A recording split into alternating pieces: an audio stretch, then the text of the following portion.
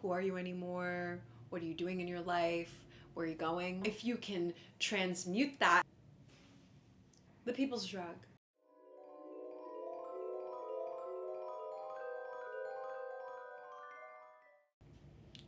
Hey, my name is Courtney, and this is 365 days of self. Now, that is self-love, self-journeying, self-discipline, everything to do with the self. Now, have you ever just woken up and started to cry? You know, like, who are you anymore? What are you doing in your life? Where are you going? Well, I have. And as a self-proclaimed people pleaser, I never really realized how damaging that it is for myself as an individual to be a people pleaser, because it affects your individuality. Now, after years and years of seeking validation and acceptance from my peers and my parents and my partners, therapies, it really left me feeling hollow, like an eggshell after Easter that a kid just never found. That's hollow and smelly. If you try to spend your whole life, or at least a good portion of it, trying to live and fit in a box, how in the world are you expected to have a sense of self-love, especially as a people pleaser, when you don't even know who you are? So I did a retrospective, and to be totally transparent, I recently had a breakup. Aww. I'm smiling because when I get like uncomfortable or sad about something, I still am like, everything's fine. No, it's okay. Doesn't matter. It's fine. But the TLDR version of what happened is that really it was some of my finest work as a people pleaser, because it was so nuanced, so in there, to the point that I didn't even really know that I was people pleasing. I really thought that I was living out my truth.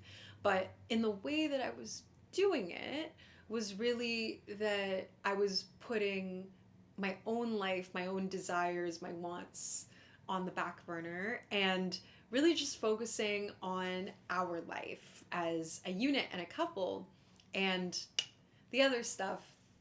But because I was so busy living in the fantasy, I ignored some really important truths that were right in front of my face. The truths being that almost every day he was telling me he didn't want to live in the country anymore. He wanted to go back to where he is originally from, to his home. And also, more importantly, that his parents don't like, whatever, my racial and cultural background. Wah, wah. If you couldn't tell, I am a mixed race person. Unfortunately, they don't really jive with it. They don't like it. Whatever. But it was a really important moment in our conversations because, well, that was my breaking point. That was my hard boundary.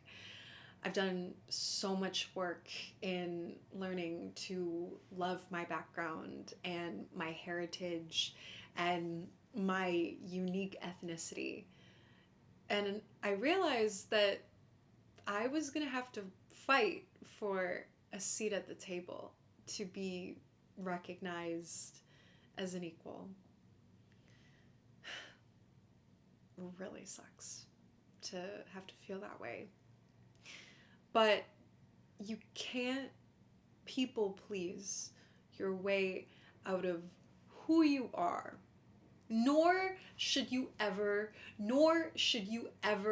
want to. So I had to call time of death on the relationship, unfortunately. And there were a lot of things that I loved, but more importantly, it really just alluded to a bigger conversation. I'm trying to remove the word problem as much, reframe it. Conversation.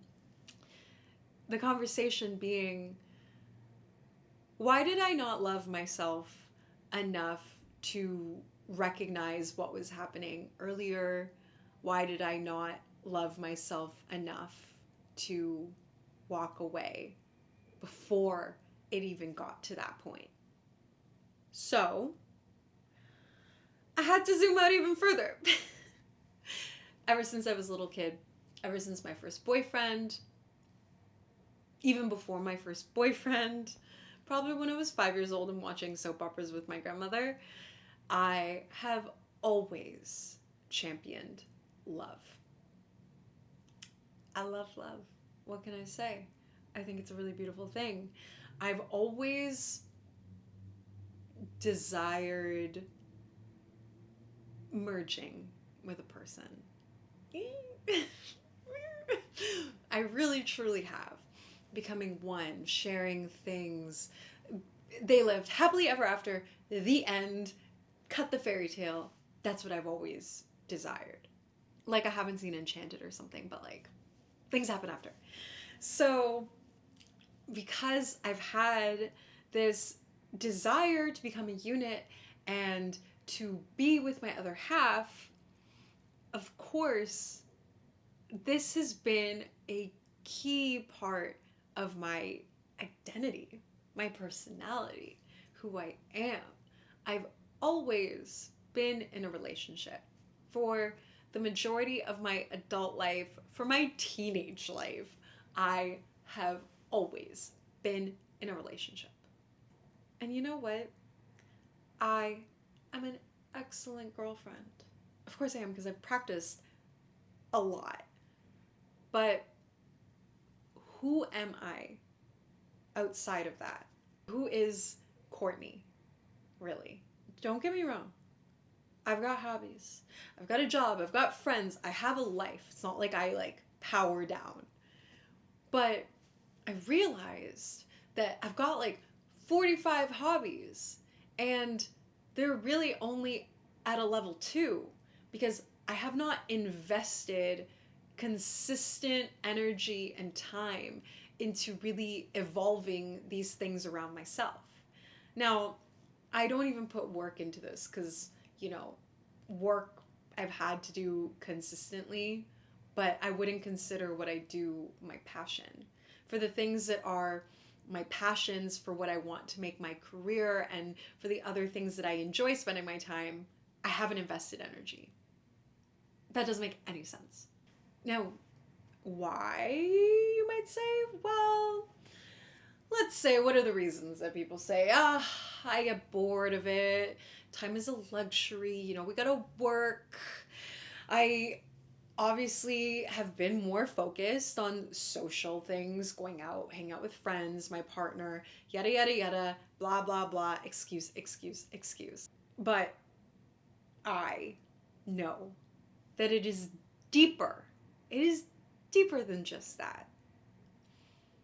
The idea of spending even 45 minutes, an hour, alone with myself and my thoughts in a room, playing piano, learning a skill, doing whatever it is, has always been terrifying to me. Being with myself has been a terrifying thought that I didn't even want to entertain. So, enter people pleasing, the people's drug, okay? For me, this is how I view people pleasing. People pleasing is like any other addictive substance out there. Okay?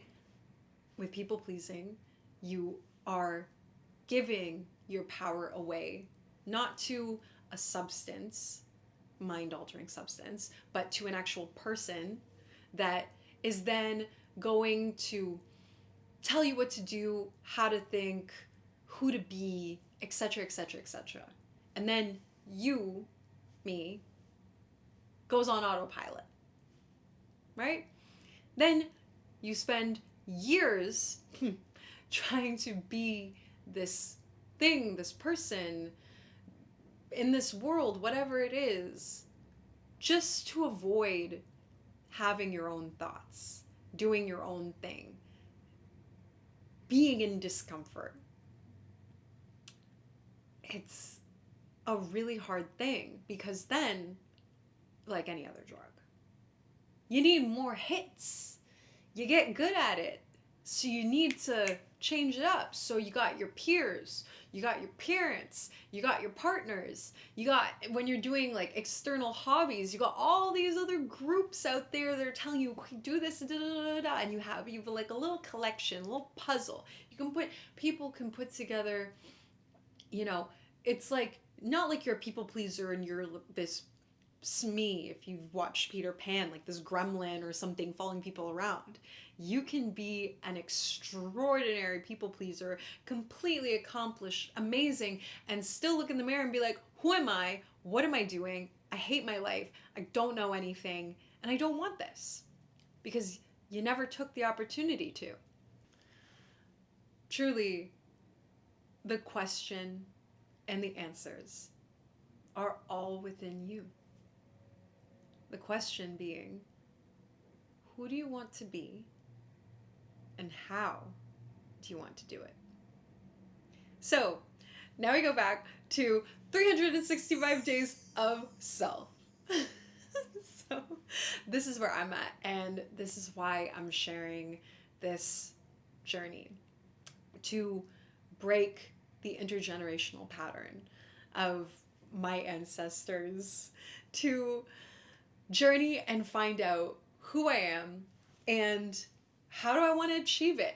And to basically take, if you look at the iceberg, so it's like who you think you are and who you actually are. And I want to merge these two together so that I can be my highest self, my most actualized self, just live a very happy, content existence knowing that I'm doing what I want to do and I know who I am. Yeah. How am I doing it? What's happening? What is it all about? Well, it's 365 days because honestly, dedicating a solid year to myself just felt right to build, sustain, and ultimately create a new lifestyle and a new me in the process. So the first step, and bear with me, I want you to close your eyes. I'm going to close my eyes too. Okay, and I want you to envision your younger self. So think about your 10 to 13-year-old self. It's summer break. You're at home. There's no computer access. There's nothing at all. It's just you. What do you do? What do you do? How did you spend your time? For me, I used to love to read and color and to put on music, like the radio, and dance around and pretend like I was going down a catwalk singing, like in a big crowd of people. Okay? Think about this. Think about your winter breaks. Think about every time you had free time as a kid. What did you do and how did you use that time? And then I want you to compile a list of all of those things and put it aside. Now, think about you in the present. You can open your eyes if you haven't already opened your eyes. And think about something that honestly maybe you see when you're scrolling and maybe you get a pang of jealousy. Maybe you think, oh, I could do that, or I want to do that, and it gets you excited. Just something that piques your interest. Think about that stuff and write that all down. And then take those two lists and compile it together. Because the key here is that envy and jealousy is a funny thing, and I think that it gets misconstrued, but it's actually a great marker and an indicator of what we're interested in and what our attention is going to. Now, if you can transmute that and you can bring that into a positive light, you can use that to find new hobbies and new things that you're interested in for you to engage in. Because I'll tell you right now, I've never looked at somebody figure skating and thought, oh, I could do that better. It's not my thing. But I have looked at somebody dancing and I've thought, oh my God, it would be so cool if I could do that type of dance because it's something that I want to do. So let's make our lists. Let's compile it. For my list, I have a lot of notes here. My list is yoga, dance, meditation, singing, weight training, running, writing, filmmaking. Okay, next step is I want you to now divide these into subtopics, subgenres, being body, mind, and soul or spirit, however you want to view it. Okay, so for my list in body, I have weight training, running, yoga, dance. In mind, I have filmmaking and writing. In soul, I have meditation. And then my hybrid between body and mind is singing, because you need the body, but it's also connected to the mind and that emotional piece as well.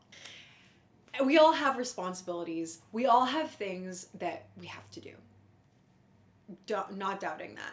That is separate.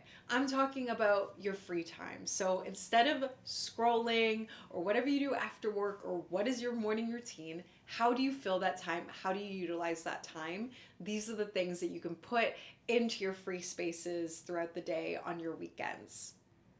I'm not a really big rule person because I feel that that really inhibits and it limits the way that I do things, and I don't like that. However, I have created some guidelines for this.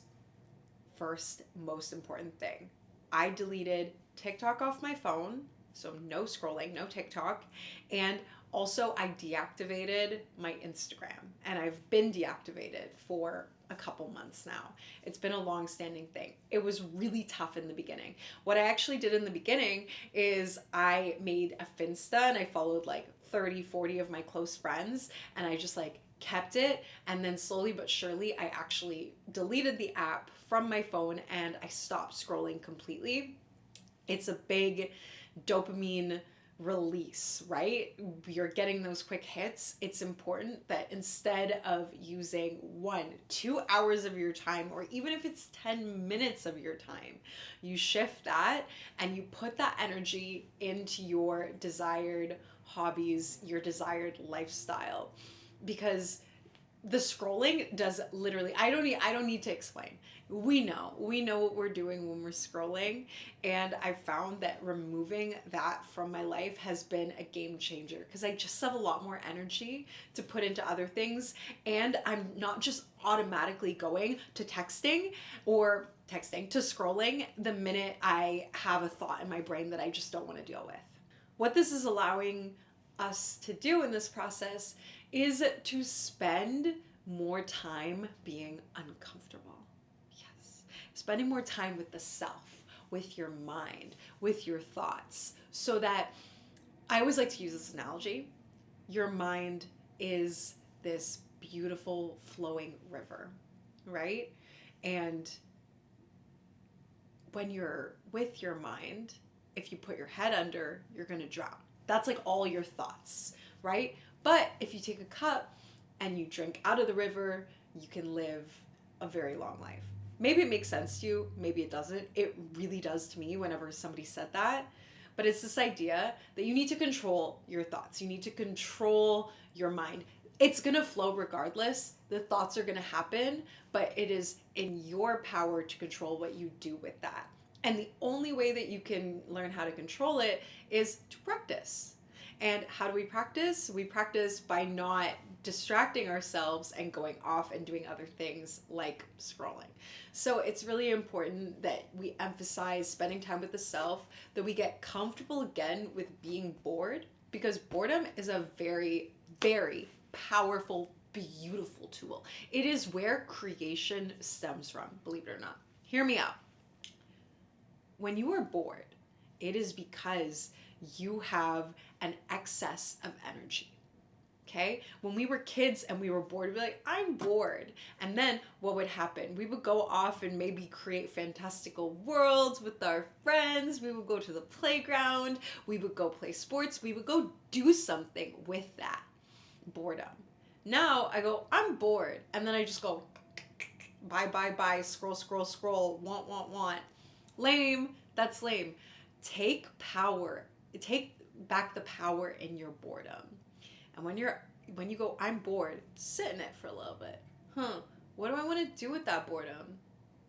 And then channel it back into your hobbies, your interests, your passions. That's where you're really going to make a lot of progress with yourself. Knowing yourself deeply is knowing who you are when you don't have any other of those responsibilities, and you find something to connect with and to do with yourself. And we're trying to get to that place more and more. Basically just getting in touch with our inner child, but in a very adult way, where we're really making use of that, because now we have the tools, we have the resources, we have the money and the know-how and the connections around us to now take that and make it into something. So instead of it just being a fantastical world when we were kids, we can go out and we can make things and we can bring it to other people and we can find and share interests and la la la la. So I hope I sold that for you. And you can buy my, I'm just kidding. This isn't even an ad. This is just, I'm so passionate about it because this is the journey that I've been on. The other part of this, and the other reason why I don't really want to be strict on like, this is what you have to do and this is how you have to do it, it's more guidelines, is it's really about getting in touch with your body and your inner self and how you feel, and feeling those ums and those ahs and those little pangs and following them. Keep this in mind as I take you through my first 5 weeks of this new creation of this lifestyle. So every morning begins with a little bit of body and soul, of course, because we gotta prime the body to even have that connection for meditation, which is why traditionally you practice hatha yoga. It's to get ready for pranayama and breathing and meditation, because the body is restless and there's lots of little things, especially you just wake up in the morning, you're like, now are you going to go and sit down for a meditation and just be ready to be zen? No, that's crazy. That's really hard. If you can do that, kudos to you. I know I can't. So I start in the morning with about 20 to 30 minutes of yoga. I follow a program I really like Charlie follows. I'm doing her 30 Days Improver, and I'll link that below. It's really good because it just gets my body ready and it tires it out just a little bit so that I feel good to sit and to be still after. So I'll do my 20 to 30 minutes and then I'll go into my meditation program. Now, my meditation program is a guided meditation. It's by Joe Dispenza.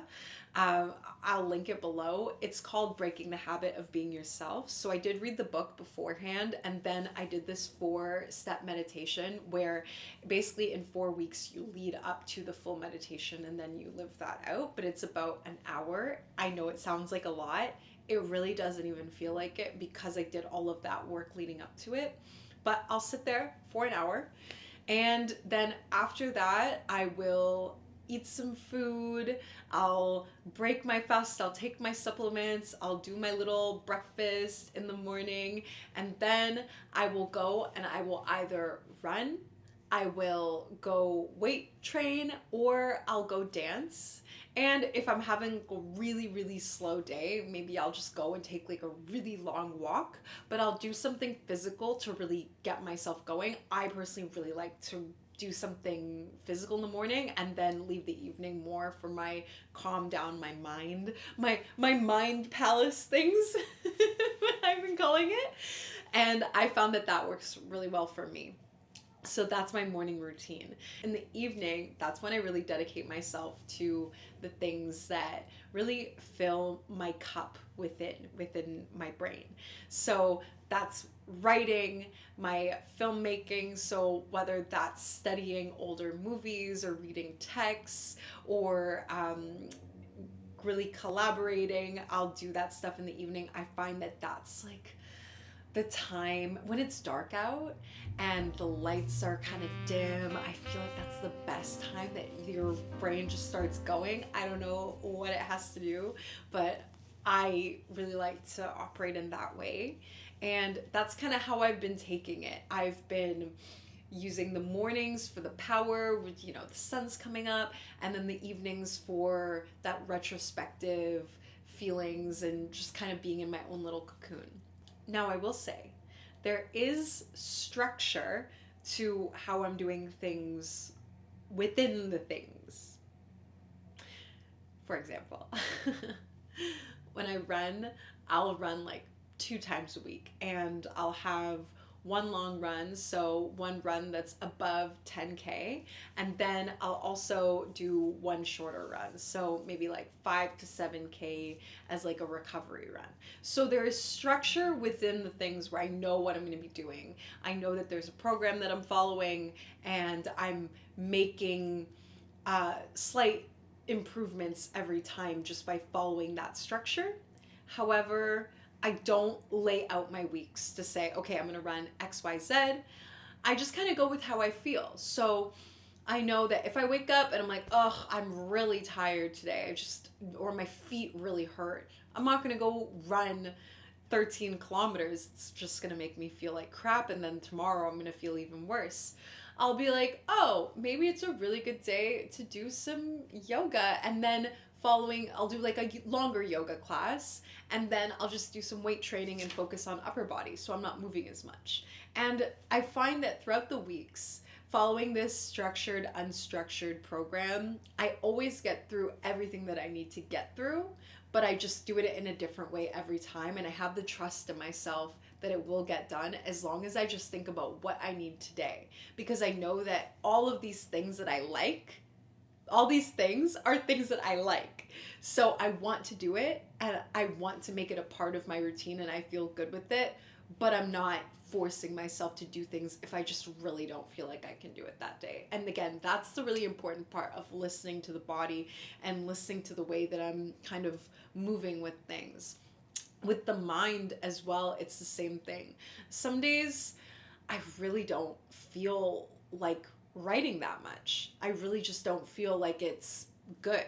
Maybe I'll still write and I'll do something that's a little bit more for myself or for fun, but maybe that day I'm feeling really creative with visuals and colors. So I'll focus on creating in that way and collaging and bringing things to fruition that I feel inspired by, still in line with what I want to do, but just a different aspect of it.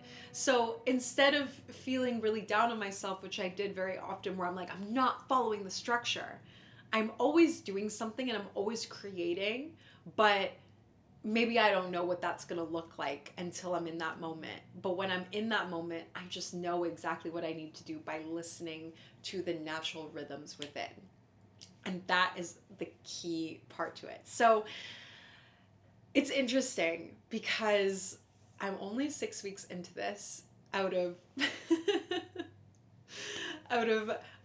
an entire year, and I'm sure it's going to evolve and grow and change, and things are going to move and ebb and flow, but that's the whole point of it. And I'm excited to see how this program and this lifestyle evolves with me and how I evolve with it. Another part that's really important. So I didn't mention the singing thing. So I found that I really needed something that I can do in place of scrolling that's fits this criteria. Something I can do by myself, something that doesn't cost me any money, and something that's low effort, like low energy, doesn't require a lot. And singing really fit all these things. You can do it anywhere. It's by myself, and I am my own instrument. So, singing is something that I do. If let's say, I have 15 minutes before I'm about to go out and see my friends or do something, and that's the time where I would normally scroll, I'll say, maybe I'll just do a couple scales, a couple warm-ups, and I'll just sing it out before my Uber comes. It's incredible what that does. Now, other things, caveat. I want to be clear. I'm not a hermit. I still go out, I still see my friends, I still have a life. The important thing, and this is the key difference, is that before I might call a friend and just chat endlessly for like 3 hours. Why? Because I just felt lonely. I don't like to do that anymore because I don't think that that's beneficial for anyone. It's not beneficial for a friendship because I'm not really fully invested in the conversation, and it's not beneficial for me. So I like to now create things with intention. If I'm going to talk to my friend, if I'm going to see somebody, that is something I will put into my calendar. I'll put into my schedule. We're spending this time together, and that way I want to be there. I am fully present, and there's nothing else on my mind. And the times when, let's say, I have the opportunity to go out, but I know I still have to do other things, I will prioritize my own hobbies, my own passions over going out. And when I do have the time, then I'll go out after. I will also say that I found that my close relationships have been better. Better, actually, even though maybe we spend less time together. The time is so meaningful and so fun because we have so much more to share, and I have so much more energy to give, that I feel closer with my friends more so than I did previously. And that's something to think about. Ultimately, 365 Days of Self is about creating my dream life, maintaining and building consistent habits, having a fulfilling career, manifesting romantic and non-romantic, beautiful, amazing partners to share my life with. And man, it really all begins right here by knowing myself. And the only way I'm going to know myself is doing the work. And that is through body, mind, and soul, knowing myself on every level, doing the things I want to do, being my passions, fulfilling it, and knowing myself on this journey of life. So I'm super excited. I'm definitely going to, in future videos, really get into the nitty-gritty of each one of these parts and take you through so that you can see what I'm doing and how I'm doing it. But thank you so much, if you've made it this far, for just sharing this experience with me. I will see you in the next video. Peace.